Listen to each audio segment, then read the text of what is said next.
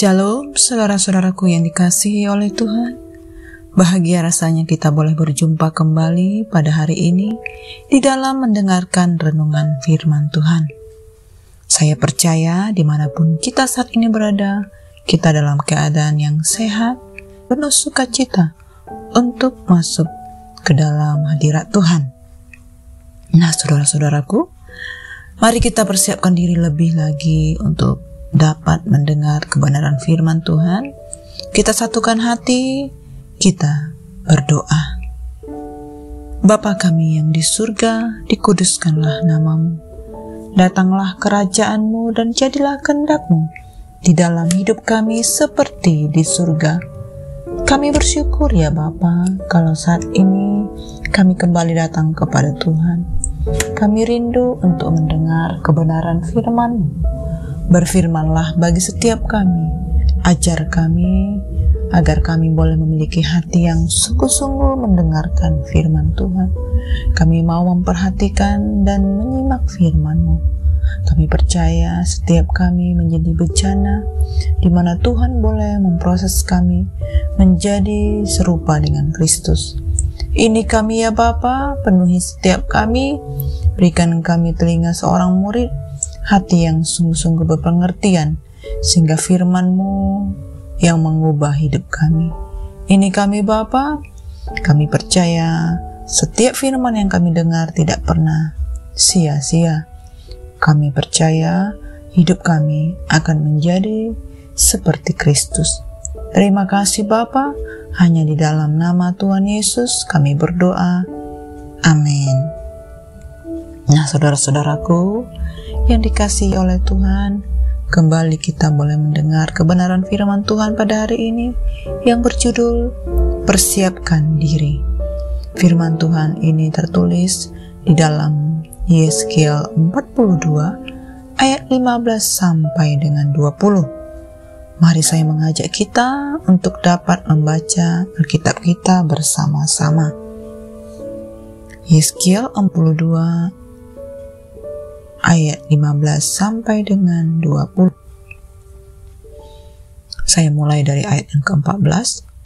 Kalau para imam masuk ke tempat kudus, mereka tidak akan keluar ke pelataran Tuhan sebelum mereka menanggalkan pakaian mereka di sana, yang dipakainya waktu menyelenggarakan kebaktian, sebab pakaian-pakaian itu adalah kudus. Mereka harus memakai pakaian yang lain, barulah mereka boleh datang ke tempat umat Tuhan. Ukuran-ukuran lingkungan bait suci.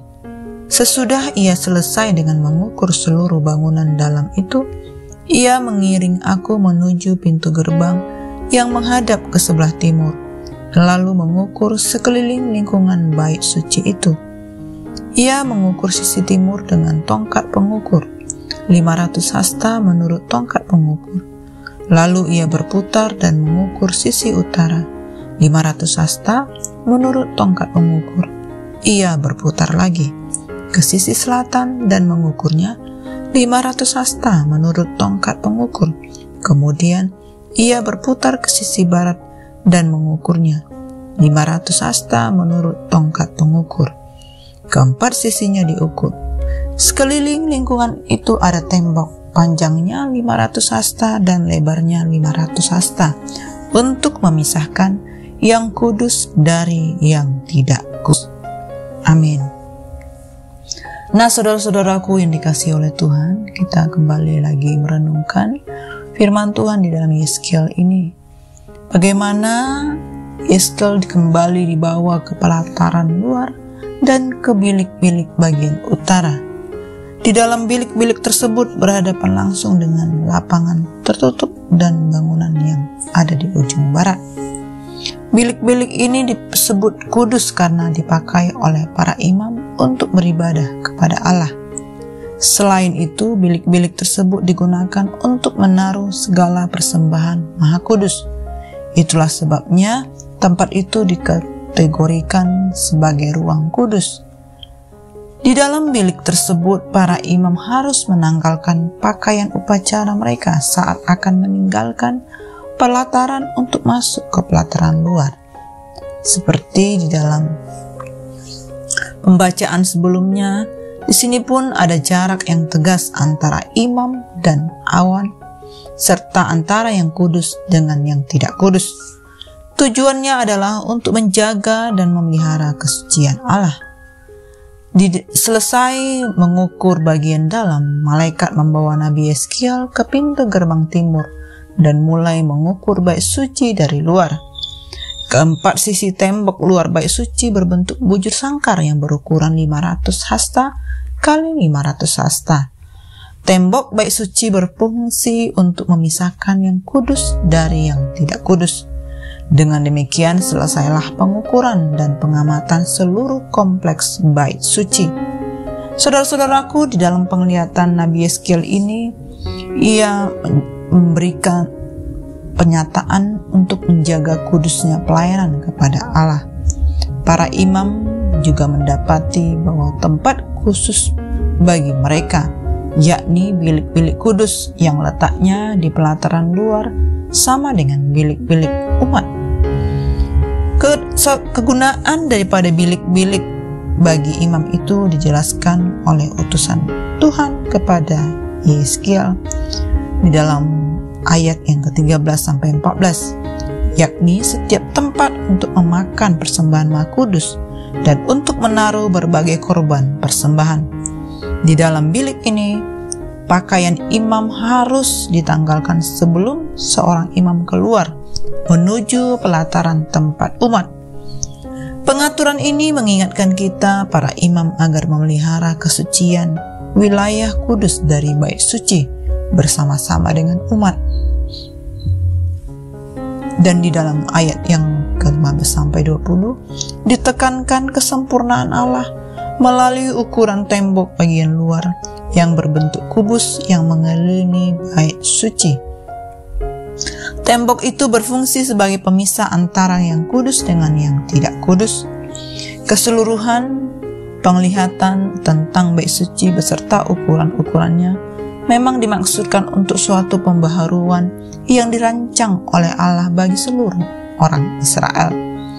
Allah hendak memurnikan kembali umat yang telah tercemar oleh dosa. Pemurnian ini dimulai dari tempat kediamannya, karena dari situlah semua orang dapat datang menghadap kepadanya, imam maupun umat.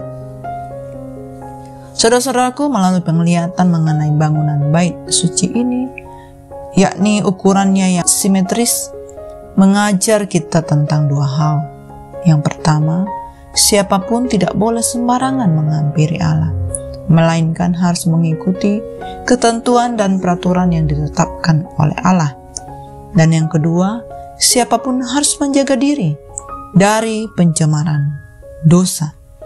Semua peraturan ini berlaku bukan hanya di dalam ibadah, tetapi juga di dalam seluruh aspek kehidupan umat Allah.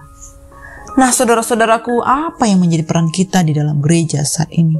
Apakah kita sebagai pendeta, sebagai pengajar, penatua, diaken, pemain musik, administrasi, kosta, bahkan juga sebagai anggota jemaat? Apapun peran kita, saudara-saudaraku, Tuhan sudah memilih kita menjadi bagian dari persekutuan umat-Nya yang kudus. Oleh sebab itu, mari kita persiapkan diri kita untuk datang kepada Tuhan di dalam ibadah-ibadah yang kita lakukan pada saat ibadah minggu, ibadah lainnya. Kita boleh mempersiapkan diri menjadi seorang pelayan ataupun umat Allah, jemaat Allah. Marilah kita tidak sembarangan ataupun asal-asalan datang ke rumah Tuhan. Dimanapun kita berada, biarlah nama Tuhan semakin dipermuliakan melalui hidup kita yang menjadi bait Allah. Demikianlah saudara-saudaraku renungan firman Tuhan pada hari ini. Mari kita satukan hati dan kita tutup di dalam doa. Terima kasih Bapa di surga, kami sungguh bersyukur buat firman-Mu yang sudah kami dengar. Kami percaya kami menjadi umat Allah, menjadi jemaat Allah, ataupun pelayan Allah yang sungguh-sungguh mempersiapkan diri di hadapan-Mu. Ampuni kami kalau kami asal-asalan ataupun sembarangan, bahkan tidak mempersiapkan diri di dalam hidup kami kepada Tuhan. Bapa, kuduskan kami. Kami rindu menjadi hamba-Mu, menjadi jemaat-Mu yang mempersiapkan diri menjelang kedatangan-Mu yang kedua kali. Kami boleh hidup kudus, tidak tercemar oleh dosa. Ampuni kami ya Tuhan. Kami rindu senantiasa di dalam pengurapan Tuhan. Kami rindu senantiasa di dalam kekudusan Allah. Terima kasih Bapa, hanya di dalam nama Tuhan Yesus kami berdoa. Amin. Semangat pagi, semangat beribadah dalam esok hari, dan Tuhan Yesus memberkati.